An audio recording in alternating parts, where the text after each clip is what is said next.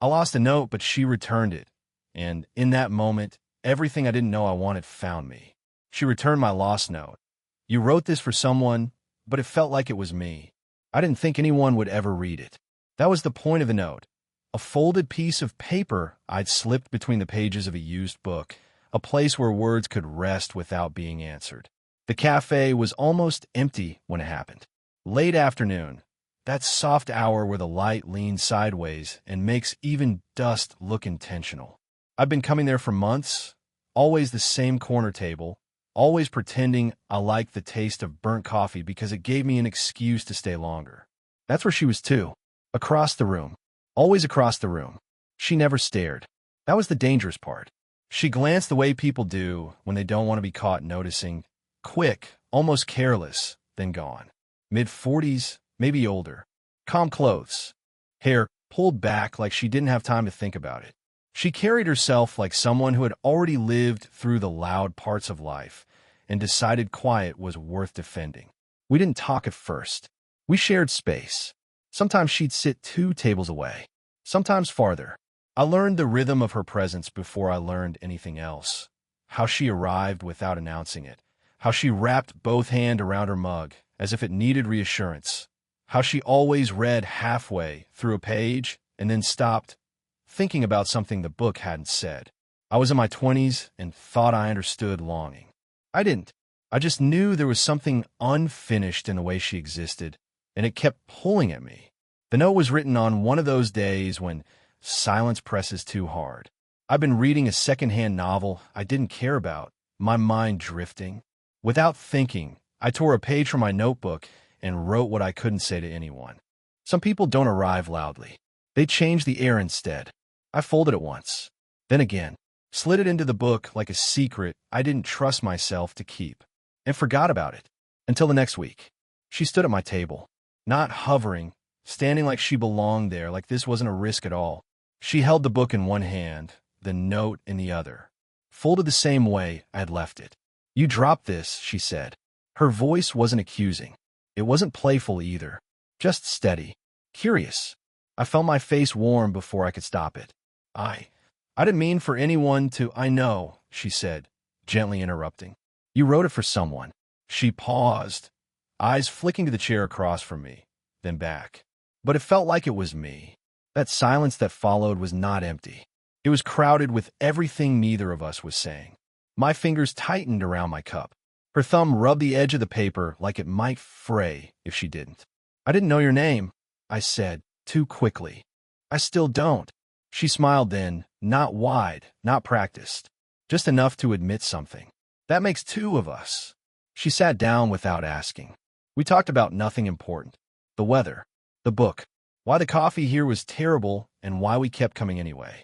But under every sentence was something heavier, something waiting to be acknowledged. She told me she'd almost thrown the note away. Almost. I told her I never wrote things like that. That was a lie. When she stood to leave, she hesitated. Just a fraction. Long enough to matter. If you ever write another one, she said, don't hide it so well. She left the note on the table between us. I was still staring at it when my phone buzzed. An unknown number, one message. It's me. I think we should talk somewhere quieter. I looked up. She was still there, by the door, waiting to see if I'd follow. We didn't go somewhere quieter. We walked. That felt safer somehow, letting the city absorb whatever we were about to say. Evening had settled in, the air cooling fast, the sidewalks still damp from an earlier rain. She kept a careful distance between us at first, half a step ahead, like she needed proof she could still stop this if she wanted to. I shouldn't have sat down, she said after a block. Not apologizing, just stating a fact she was testing out loud. I shouldn't have written it, I replied. She glanced at me then. The corner of her mouth lifted. That's not true. We learn each other sideways. She told me she lived nearby, that she came to the cafe after work because it was anonymous. No one expects anything from you there, she said. That matters after a while. I didn't ask what after a while meant. I could hear it in the way her shoulders loosened when she said it, like she'd been carrying responsibility longer than she was supposed to. I told her I was still figuring things out, which sounded vague even to me. I told her about the jobs I tried and quit, the feeling that I was always a few years behind where I was supposed to be. I didn't tell her how steady she made the world feel just by walking beside me. She did that thing again, reading halfway into a sentence and stopping. I was married, she said finally. For a long time. Not am. Was. I waited. He wasn't unkind, she added, almost defensively. Just finished. Years before either of us admitted it. That explained the quiet she carried. Not loneliness, something heavier. Emotional neglect that had taught her how to disappear politely. We stopped at a crosswalk. The light took its time changing. I noticed her hands then, the faint indentation where a ring used to sit. She noticed me noticing and closed her fingers slowly, like that spot still needed protecting. This is the part where you realize I'm not a good idea, she said, softer now. I'm older. I am complicated. And you? She stopped herself. You're at the beginning of things. I wanted to argue. Instead, I said, I don't feel like I'm borrowing something that belongs to the future. She laughed under her breath at that. Shook her head. You shouldn't know how to say things like that yet. That doesn't make them wrong. The light changed. We crossed, closer now, our arms brushing once, accidental, then not. She didn't pull away. Her sleeve was warm against my skin, and the contact sent a quiet jolt through me that I pretended not to notice. She told me then about her son. College-aged. How saying that out loud made this suddenly feel dangerous. I told her I understood, even though part of me didn't want to. We stopped again, this time in front of her building. Old brick, narrow doorway, a place with history in its walls. This is where I usually stop, she said. I nodded. Tried to step back. Didn't quite manage it. She reached out, just briefly, and smoothed the edge of my jacket, a gesture so small it could have meant nothing. But her hand lingered a second too long. Thank you, she said, not explaining for what. Then she looked at me, really looked like she was committing my face to memory instead of warning herself away. Neither of us moved. The door behind her clicked softly as someone else came out, breaking the moment. She inhaled, steadying herself. I'll see you, she said. It wasn't a question. And as she disappeared inside, I realized the risk wasn't that this could go wrong. It was that I already didn't want it to stop. We didn't kiss that night. That became the problem. After that, everything felt like it was leaning towards something it refused to touch. We started meeting without naming it. The cafe again, a park bench, the grocery store aisle where neither of us needed anything. Always daylight. Always public. As if visibility could keep us honest. She talked less now. Measured every word like it might tip the balance. I filled the gaps too eagerly, telling stories I hadn't planned to tell, circling back to thoughts I should have kept to myself. When she went quiet, I kept going. When I finally stopped, the silence felt louder than anything I'd said. One afternoon, I almost reached for her hand. She noticed before I did. Her fingers curled inward, not away, just contained. A boundary redrawn without a speech. I can't, she said, not looking at me. I keep forgetting that I can't. I nodded too fast. We can stop. She smiled at that, small, tired. That's not what I meant. That was the first time guilt showed up between us, like a third presence. Not dramatic, just persistent. Sitting there, listening. The complication arrived on a Tuesday. We were in the cafe when a man walked in. Older than me, younger than I'd imagined him. He didn't look around much. Didn't need to. He went straight to her table like it was muscle memory. Her posture changed instantly. Straighter. Closed. The version of herself she wore for people who expected something. Hey, he said. Familiar. Casual. He kissed her cheek. She introduced us. His name. My name. Neutral ground. He mentioned their son. A schedule mix-up, a late train, something mundane. I stared at my cup and listened to a life I wasn't supposed to be standing near. When he left, she didn't apologize. She didn't explain. She just stared at the space he'd occupied, jaw tight. You didn't tell me he was still around, I said quietly. I didn't tell you a lot of things, she replied. That was intentional. We walked outside, separately this time, a few steps apart like strangers who'd arrived together by accident. I should step back, she said once we stopped. This is starting to bleed into places it shouldn't. I waited for the relief that was supposed to come with clarity. It didn't. Okay, I said. Too quickly again. She watched me then, really watched, like she was checking whether I'd break. I didn't. That seemed to hurt more. We didn't talk for 3 days. On the fourth, my roommate asked why I kept checking my phone like it owed me money. I laughed it off. Didn't tell him about the note, or the way my apartment felt too quiet without her voice inside my head. That night, she texted. I keep rehearsing conversations where I'm braver than I am. I stared at the message until the screen dimmed. I don't want to be something you regret, I typed. Deleted it. Tried again. I don't know how to unfeel this. 3 dots appeared. Disappeared. Appeared again. She knocked on my door an hour later. She stood there like she'd walked too far to turn back, but not far enough to feel safe. Hair loose. Coat half-buttoned. Eyes searching my face for permission she hadn't asked for. I told myself I was just going to check on you, she said. I stepped aside. She didn't come in right away. Our hands brushed in the doorway, deliberate this time, unavoidable. Her breath caught. Mine did too. Neither of us spoke. And for the first time, the space between us felt thinner than the rules we were breaking. She didn't take her coat off. That was the first sign this wasn't a visit, it was a fault line. My apartment was too small for the silence she brought with her. The hum of the fridge, the distant traffic, the ticking clock I'd never noticed before. She stood near the door like she might need to leave fast, hands clasped, eyes moving over things that weren't important. My bookshelf, the chipped mug on the counter. Anything but me. You shouldn't have let me come up, she said. I know. She exhaled sharply, almost a laugh. You're not helping. I'm not trying to. That got her attention. She finally looked at me. Really looked. And something shifted, not soft, not tender. Tight. Defensive. I saw you yesterday, she said. My stomach dropped. Where? Outside the cafe. You were with someone. A beat. Your age. There it was. The thing she'd been circling without touching. She's a friend, I said.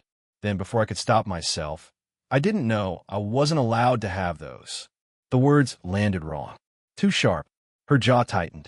That's not fair. Neither is pretending this doesn't mean anything. I shot back. Silence snapped between us. She turned away, pacing 2 steps, then stopping like the room had run out. This is exactly why, she said quietly. This reaction. This pull. I don't get to want things like this anymore. I hated how small that made her sound. You don't get to decide that for both of us, I said. My voice was steady, even though my hands weren't. And don't turn this into something I imagined. You read the note. You came back. You keep coming back. She pressed her fingers to her temple, eyes closed. I have a son. I know. He looks at me like I'm the center of something stable. Do you understand what it would do to him if you were human? The words slipped out before I could soften them. I regretted them immediately. She opened her eyes. Hurt flashed there, then anger, then something more dangerous. You think I haven't sacrificed enough? She said. You think I don't know exactly what I'm risking? I think you're already risking it, I said. Every time you stand in my doorway like this. She stopped pacing, stood very still. I lie awake thinking about you, she said suddenly. The confession cracked the room open. That's not something I planned. It's not something I'm proud of. But it's there, and I hate that I don't know how to put it back where it belongs. My chest tightened. Where does it belong? She laughed once, breathless. That's the problem. I don't know. We were close now. I hadn't noticed either of us move, but the space between us was gone. I could see the faint line at the corner of her mouth, the way her pulse jumped at her throat. She noticed my hands, how they hovered, unsure, like I was afraid of crossing a line that had already blurred. Say something that makes this stop, she whispered. I didn't. Instead, I said the truth I'd been holding back since the note. I don't want to be your mistake, but I don't want to be the thing you never let yourself have either. Her breath caught. Her eyes dropped to my mouth, then back up, torn, trembling. She lifted her hand, not quite touching me, and in that suspended moment, everything we were about to lose or choose hung between us, waiting for the smallest movement to decide it. Her hand dropped before it reached me, not because she changed her mind, because her phone buzzed in her coat pocket. The sound cut through the room like a fault alarm. She froze. I froze. For half a second, we both pretended it didn't matter. Then it buzzed again. She pulled it out slowly, like she already knew what it would say and was bracing for the impact. The screen lit her face from below, carving lines of worry that hadn't been there a minute ago. I watched her eyes move as she read. Once, then again. What is it? I asked. She didn't answer right away. She sat down on the edge of the chair, instead, suddenly needing support. Her shoulders folded inward, the way they had the day she told me she'd been married. The way people fold when they're about to confess something they hoped would stay hypothetical. It's my son, she said finally. Her voice was steady, which scared me more than if it hadn't been. He saw us. My chest tightened. Saw us how? At the cafe. Last week. She swallowed. He didn't say anything then, but he asked tonight if I was seeing someone, and when I didn't answer fast enough, he filled in the rest. The room felt smaller. The clock was louder. What did he say? I asked, already knowing I wouldn't like the answer. That you're closer to his age than mine, she said. Not accusing, just stating it. That people talk. That he doesn't recognize me lately. That one landed. Hard. She rubbed her palms together like she was cold. I told myself this was contained. That because we weren't obvious, because we weren't physical, it didn't count. She looked up at me then, eyes glossy but clear. I was wrong. I felt something sharp and ugly twist in my chest. Jealousy, yes, but also shame. Not because of what we were doing. Because of how easily the costs seemed to land on her and not me. What did you tell him? I asked. That I ended it, she said. The words didn't register at first. When they did, they knocked the air out of me. You what? I told him it was a mistake. That it was over. She stood abruptly, like sitting made it too real. I didn't give him details. I didn't say your name. But I chose. My mouth opened. Closed. Did you? She looked at me like that was the cruelest question I could have asked. I made the responsible choice, she said. The one I'm supposed to make. That's not an answer. Her jaw tightened. It's the only one I have. I took a step toward her without thinking. She stepped back just as instinctively, like the space between us had teeth now. Don't, she said. Please don't make this harder. I didn't ask you to lie for me, I said quietly. I didn't ask you to protect me from your life. I know, she snapped, then softened immediately. That's what makes this unbearable. She reached into her pocket and pulled out the note. My note. The paper was worn now, creased too many times. I was going to give this back, she said. Tell you it was better as a moment than a future. She held it out. Her hand was shaking. I didn't take it. If you walk out with that, I said, my voice low, it doesn't become a responsible choice. It becomes the thing you think about every time you're alone. Tears welled, but she didn't let them fall. She straightened, the composed version of herself sliding back in a place like armor. I already do, she said. She turned toward the door. Her hand hovered over the handle. The same hesitation, the same almost. And I realized the twist wasn't that someone found out. It was that she had already decided to leave, and I had no idea whether this was goodbye or the moment everything finally broke open. She didn't open the door. That was the first crack in the decision she'd just made. Her hand stayed on the handle, knuckles pale, breath shallow like she'd run up too many stairs. I didn't move. I knew if I did, I'd either beg or stop her, and I wasn't sure which would ruin us faster. I meant it, she said, still facing away. When I told him it was over. I know, I replied. My voice surprised me, calm, almost gentle. That doesn't mean it has to stay true. She let out a broken laugh. You're too young to understand how permanent some choices feel. I shook my head. You're wrong. I understand exactly how permanent pretending feels. That did it. She turned around slowly, like she was afraid of what she'd see on my face. Her eyes searched me, not for reassurance, but for proof. Proof that this wasn't just desire dressed up as meaning. Proof that I wasn't going to disappear once things got complicated. I don't want to ruin your life, she said. You have time. Options. You could meet someone without baggage, without whispers attached. And you think loving you would take something away from me? I asked. It doesn't feel like loss. It feels like clarity. Her throat worked. She crossed her arms, then dropped them again, restless. I wake up every morning already tired, she said quietly. Tired of being the sensible one. The example. The person who absorbs disappointment so no one else has to. I took a step closer. This time, she didn't step back. I don't need you to save me, she continued. And I don't need you to wait for me to become easier. I'm not asking for easy, I said. I'm asking for honest. She looked down between us, at the space where our hands still weren't touching. Honest scares me more than regret. Regret doesn't stay quiet, I said. It just learns how to whisper. Her eyes filled then, not with panic, not with shame, with recognition. Like something she'd known for years had finally been spoken out loud. I told myself this was a phase, she admitted. Something that would pass if I ignored it long enough. And did it? I asked. She shook her head. A single tear slipped free before she could stop it. She brushed it away, annoyed at herself, then laughed softly through the emotion. No, it got louder. The room felt suspended, like the world outside had paused to see what we do. I can't promise I won't be afraid, she said, or that this won't cost me something. I don't need promises, I replied. I need you to stop choosing silence over us. She looked at me for a long moment, really looked like she was standing at the edge of something irreversible. Then she reached out. Her hand found mine, tentative at first, then firm. Warm, real. The contact sent a quiet shock through me, not electric but grounding, like something clicking into place. Stay, she said. It wasn't a command. It was a request. I'm not going anywhere. She stepped closer, resting her forehead against my chest. Her breath shook once, then steadied. I didn't hold her tightly, just enough to say I'm here, not enough to trap her. After a moment, she pulled back slightly, eyes searching mine again. This doesn't fix everything, she said.